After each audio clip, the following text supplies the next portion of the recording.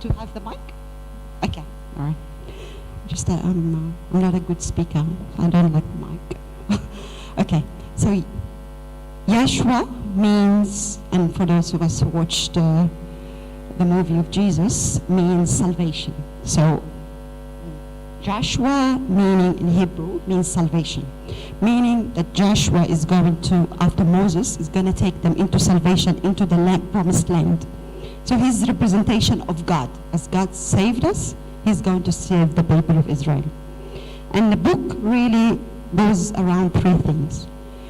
He is going to save the people of Israel, number one, and he is going to show us how, who was Joshua the follower of? Who was before Joshua?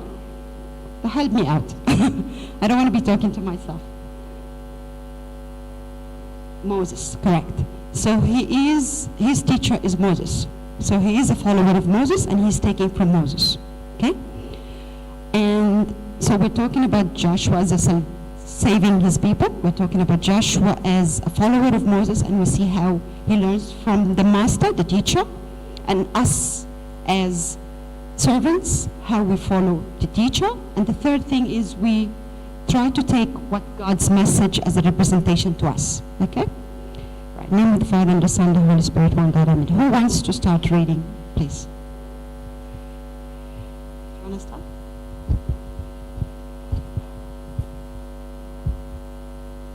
I actually don't have a with me. Do we have something I can read from? Is it up there? Yeah, sure.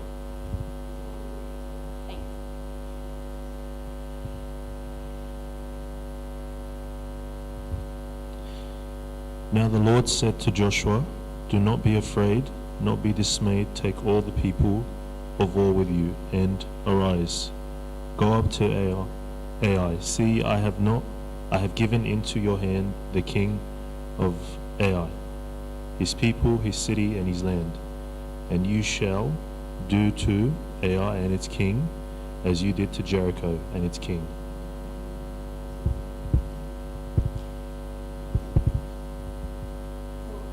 God is telling him, don't be afraid nor dismayed. Why is he telling him this? Why is God starting with this?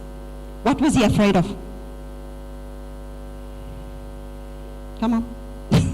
What was he afraid of? What happened last chapter? We just had a recap. So we can understand what's happening here. Do we know what is he afraid of? What is Joshua is afraid of? Why is God encouraging him? So he's telling him, don't be afraid or dismayed. So Joshua was terrified. Something happened in the last chapter. Maru. Come on. No? Okay. The battle, exactly. The battle of Ai. So something happened. Okay, so the people of Israel went into 2 wars. The book is full of wars, and that in our life represent the spiritual wars. So the first war that they had is the war with Jericho. Which, did they win or lose? Win. Excellent. And the second war, Jericho was a big city. And the next city is the city of Ai, which is the last chapter. City of Ai, compared to the city of Jericho, is a very, very tiny village. And because they depended on themselves, the people of Israel, they thought, we won Jericho? No way, we're going to get into Ai. So they depended on themselves, they didn't depend on God, and they thought, because they won the big city, we're going to get in the small city. They actually, in the last chapter, they were taken off by this small city, and they lost. And they were captured, and the people of Israel, a lot of them died. Why? Why did God allow this to happen? What happened last chapter? Because I'm going to connect it to something else, but I'm trying to ask so that we know we're all on the same understanding level. Okay? There was a man, okay, remember in the city of Jericho, God told them, go in, you're going to win. After you go 7 rounds and everything, you're going to win, you're going to take the city. But he told them, don't touch anything. When you go in, don't touch anything. Don't take anything for yourselves. One man disobeyed this commandment. Remember his name? We're just in the Achan ibn Karmi. That's him. Achan went in and he decided to take things without telling Joshua or telling anyone, and he hid it, okay? He didn't tell anyone, but God was so upset about this. And he said, because you disobeyed me, I'm going to make you lose. Joshua was so upset, and he went and knelt on his knees, and he kept on crying and asking God, God, please help us. God, what did we do wrong? So God came to him and said, among you, there is someone who disobeyed me. And he said, okay, tell us, God, who is it? Joshua kept on talking to him until he found Achan, and he was confronted. At first he lied, then later on he confessed, but all him and his family were taken. So this represents God telling him a promise. So he's telling him, don't be afraid. So it's like telling all of us, anything that you're going to go through, and remember, God knows we're going to be going through life, we're going to be going through a lot of spiritual war. And every day, we're going to be having problems at work, we're going to be having problems with friends, we're going to be having all this spiritual war. But God is giving us the promise, don't worry, I am going to help you. And you as my children, we're all going to be going to heaven. So he's giving us this promise, okay? But is this promise going to be easy? No. It's going to be a promise through all this war. That's why. So here, he's telling him, don't be afraid. I promise you, you're going to be taking Ai. Okay? And arise and go to Ai. See, I have given into your hand the king of Ai. So he's giving him a promise, telling him this is going to happen. His people, his city. So after he cleaned, God take the sin away, which is Achan, he was killed and everything. So after we clean ourselves, after we repent, after we get rid of the sin that's bothering us, God is promising us the victory over Satan. And that's when we go to heaven. So that's the representation here. And that's what the fathers represented. I have given into your hand the king of Ai, his people, his city, and his land. And you shall do all to do this. And you shall do to Ai and his king as you did to Jericho and its king. Only it's... Okay. Can I ask someone to read? I'm really growing. I'm going old and I can't read. Can I ask someone to read from verse 2 to verse 4? Anyone, please? Alex, come on. Thank you. Yeah, you've been nominated. Thanks. You're volunteered. 2, please, Alex.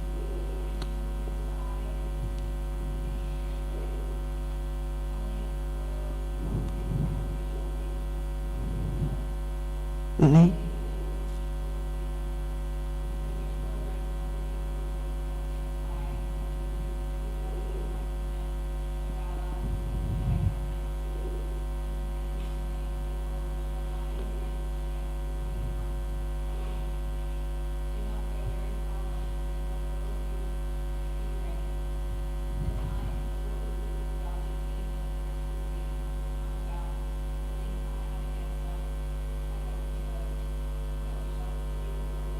Okay, Alex, can I stop you here? So this time, last time he said, don't take anything. This time God felt sorry for them and he said, you can take things. Okay, did you see the difference? Then, now God is giving them the plan to get into Ai. Okay, so what's the plan? Continue, Alex, please.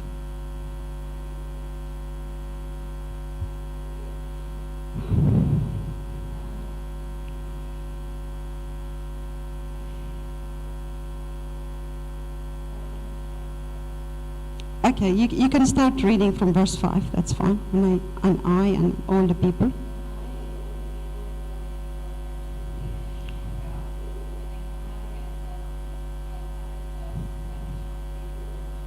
It will come out.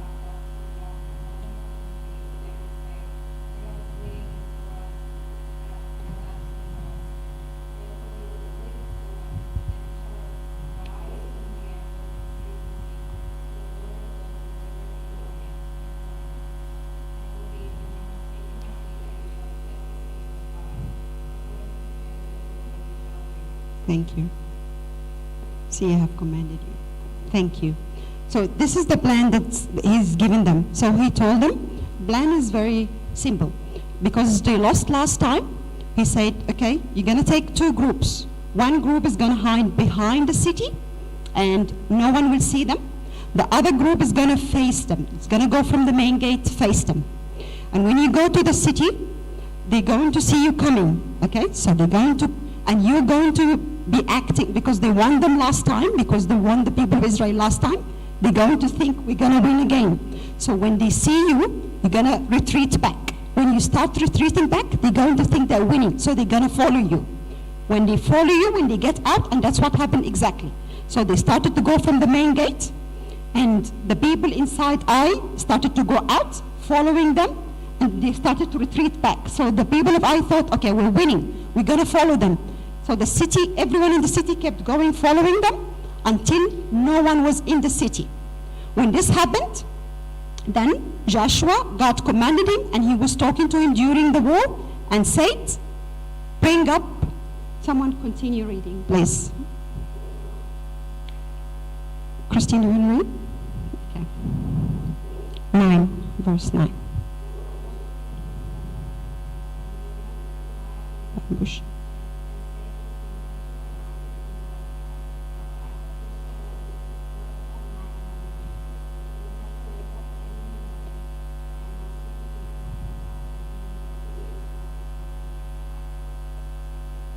Yeah. So that's what happened. Okay, continue so that we can tell the plan. Okay.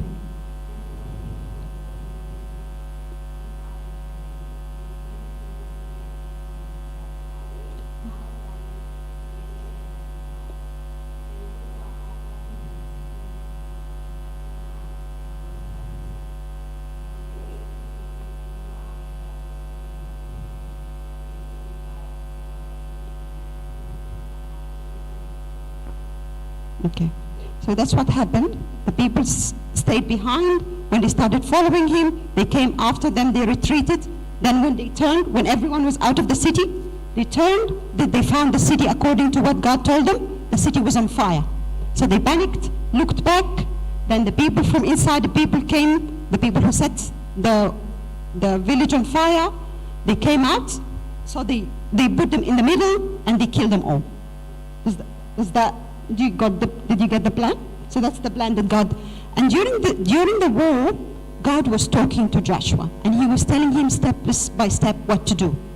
So that's like us. During our tribulation, we have to be clear to hear the voice of God. Something else that struck me while I was reading it, which is chapter 10, verse 10, it says, then Joshua rose up early in the morning and mustered the people. See, God has promised him at the beginning of the chapter, saying, I am going to give you Ai and the king of Ai to your hand. But even though Joshua got the promise, he did not sleep late or he did not care. He woke up very early and he organized everything. That teaches us. God is giving us the promise that all of us are going to go to heaven. But that doesn't mean that we don't have to have our own fight, which is the prayers. We have to be repentant. We have to be always alert, because Satan does not want this to happen. So that's the war that we're having. All right? Then, verse 14. Someone else wants to read? Do we go in order? Any volunteers? Yeah. Thank you.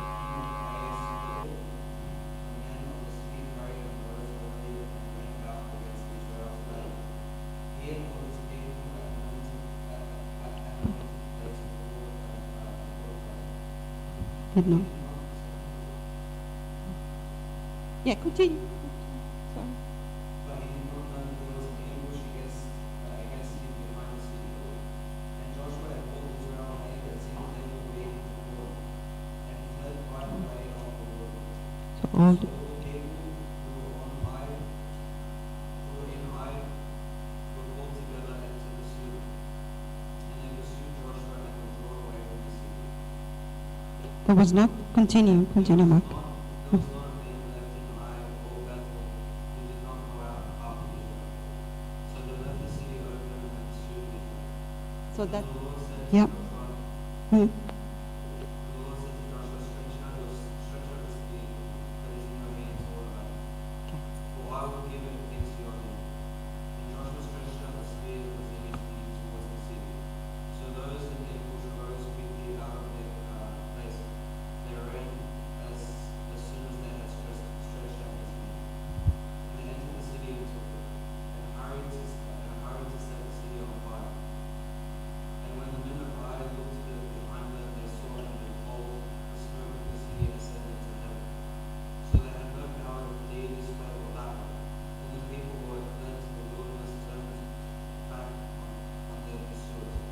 Thank you, Habib.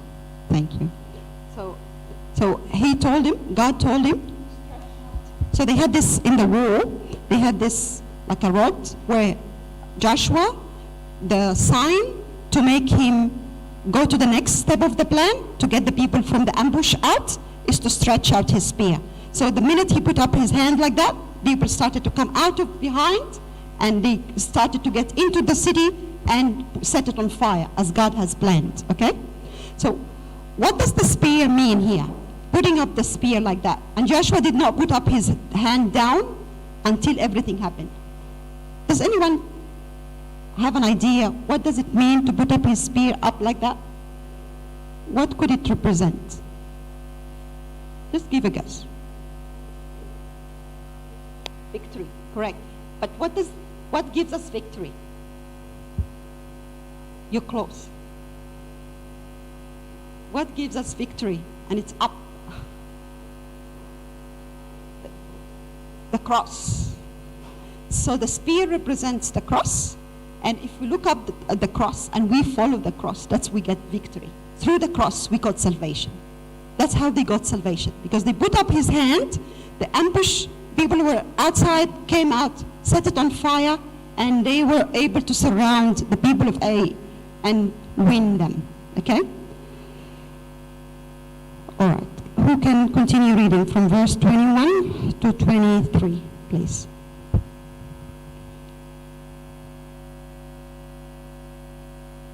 Chris, do you want to read? Thank you. 21 to 23.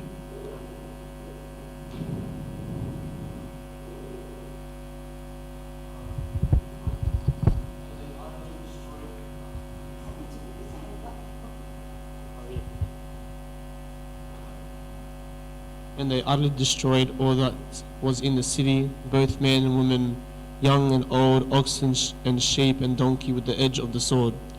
But Joshua had said to the two men who had spied out the country, "Go into the harlot's house, and from there bring out the woman and all that she has, as you swore to her." And the young men who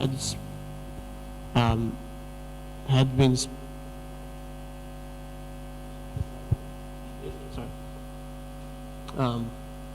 and the young men who had been spies went in and brought out Rahab, her father, her mother, her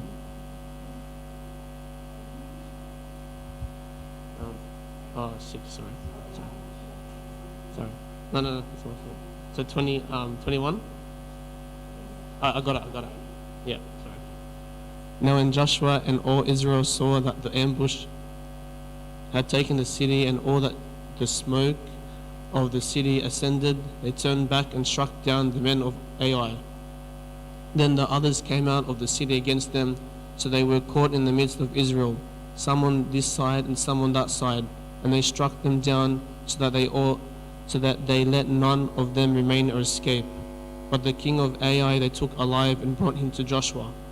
And it came to pass when Israel had made an end of slaying of all the inhabitants of Ai in the field, in the wilderness, where they pursued them, and when they all had fallen by the edge of the sword until they were consumed, that all the Israelites returned to Ai and struck it with the edge of the sword. So it was, all who had fell that day, both men and women, were 12,000, all the people of Ai. For Joshua did not draw back his hand with which he stretched out the spear until he had utterly destroyed all the inhabitants of Ai. Only the livestock and the spoil of that city Israel took as booty for themselves, according to the word of the Lord, which he had commanded Joshua. So Joshua burned Ai and made it a heap forever, a desolation to this day.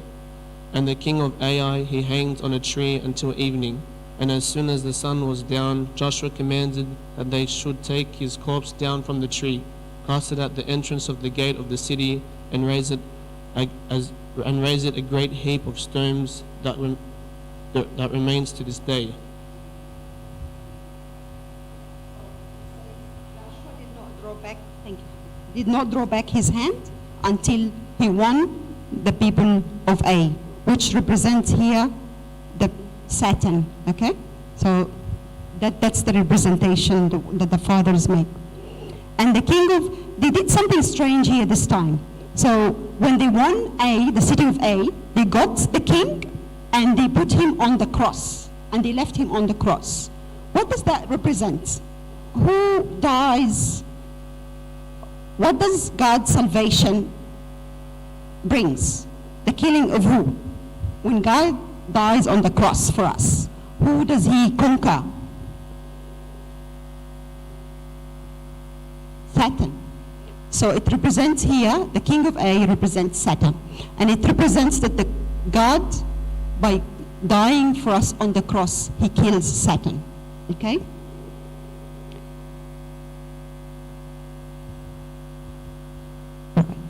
Who wants to read next?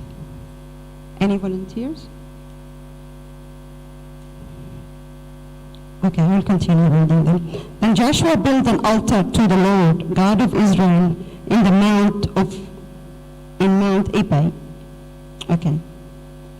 So now, have they won or lost? Have they won or lost? They won, okay? And they hanged the king of Ai. So what does it mean after they win, they build the altar? What does that represent to us spiritually? What does it mean? And giving thanks to God, okay? So the first thing when you have a problem and you pray about it, or you have tribulation and you pray about it, okay, and God gives you what you want, or God makes you a winner in this war, the first thing is to give glory to God, and coming to the church and thanking God, coming to the altar and giving thanks to God. So that's what the people of Israel did.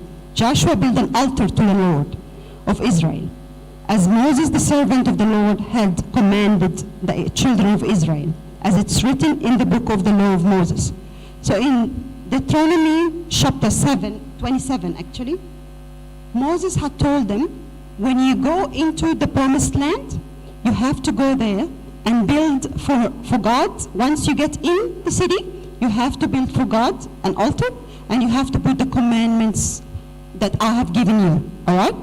So the commandment doesn't mean, so Moses wrote how many books in the Bible? How many books did Moses write?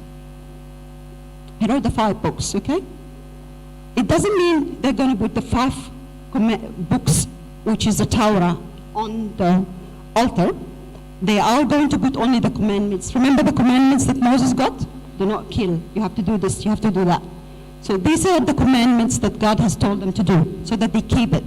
What does that represent to us spiritually? The fathers of the church say that by giving thanks to God and coming to the church, what do we hear every time we come to the church? We hear the Abraxis, we hear the Ingil. What does it have? What does it give us? It gives us commandments that we have to follow in our life. And we have to follow. And by God's grace, by God's help, we are able to follow these commandments. And we are able to go, for us, Canaan, which is the promised land, is, what's our promised land? Heaven. Excellent. That's what we are all living to see one day, to be up in heaven with him. And that's the promise he gave us. So to give thanks and to follow his commandments, to go back to heaven.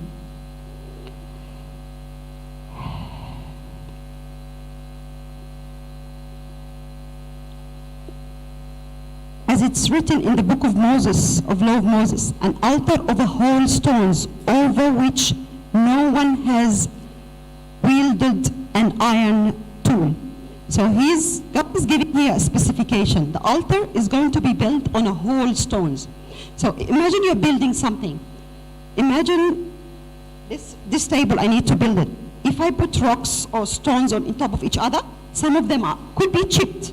God is saying no. It has to be a perfect stone. From all dimension, it has to be perfect.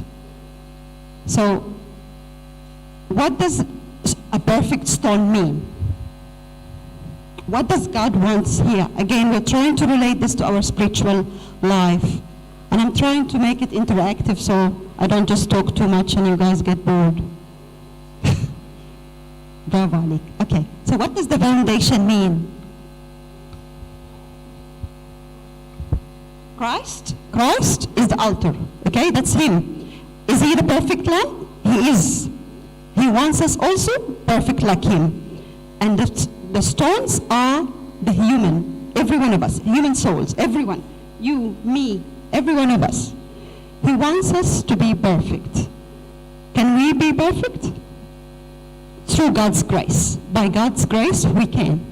We keep at it, we can. So what does perfect mean? Perfect, the fathers of the church, I was listening to Father Dawood Lame, and he was saying here, by being perfect stone is to come to church with a pure heart, to love one another, to be able to serve one another, to be able to follow all these commandments, to try with God's grace to be perfect, to be able to attain heaven, which is the promised land for us. So every stone, it's every one of us. And they offered on it burnt offering to the Lord and sacrificed peace offering. So they had two offerings in the Old Testament. They had the burnt offering and the peace offering. Okay? What does the burnt offering means? Okay, so the difference between two is the burnt offerings used to be an offering that you go and give to the Lord. The priest cannot eat from it, the people cannot eat from it, but they have to burn it all, as it is, whole of it. And this burnt offering, when it's offered, it's only offered to God. Then the next offering is the peace offering, which is the offering that you and I can eat from it, the priest can eat from it. Then there is a specification, it has to be eaten within a specific time, otherwise if the meat gets dry, you have to throw it. But first offering is the burnt offering. So what does it mean we have two offerings? First, the burnt offering. Again, we're not longer doing these offerings now, but we're trying to see how it represents to us now. So spiritually, there are two offerings. The first offering is the God's offering. The second offering is the offering we can eat from. What does that mean in our spiritual life? It's a bit tricky. I actually didn't see it that way until I was reading the Fathers of the Church.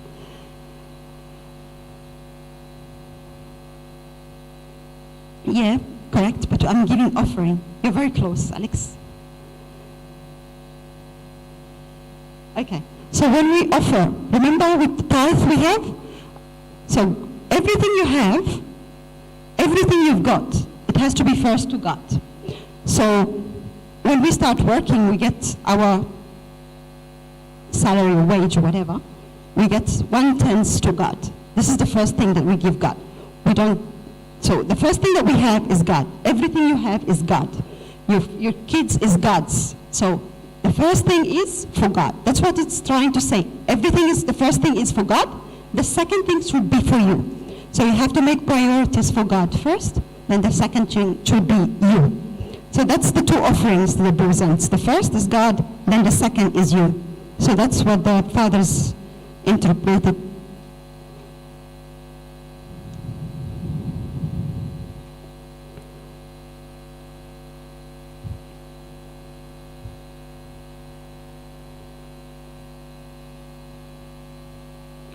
Then all the Israelites with all the elders and the officers and the judges stood on either side of the ark before the priests, the Levites, who bore the ark of the covenants of the Lord, the stranger as well as he who was born among them. Half of them were in the front of the Mount Gerizim, and half of them were in front of the Mount Ebal, as Moses the servants of the Lord had commanded before, that they should bless the people of Israel. And afterwards he read all the words of the law, the blessings and the cursings, according to all that's written in the book of the law. There was not a word of that Moses has commanded which Joshua did not read before all the assembly of Israel. So here, Joshua was the follower of Moses, and Joshua was following Moses as it is. That in our life shows us that as servants, I should obey my head of service. I should obey my elders. I should obey the fathers of the church. So Moses shows us, Joshua shows us the obedience that he has from, even though Moses is no longer there, but he still remembered the promise and he still remember what Moses has told him to do. So for us, that represents that we should be following, as servants, we should be following the elders of the church and the elders of the service. There was not a word of that Moses had commanded which Joshua did not read before the assembly of Israel with the women, the little ones, and the strangers who were living among them. Glory be to God forever and ever. Amen. Anyone wants to add anything? Do you want to add anything from the reading? Okay, thank you.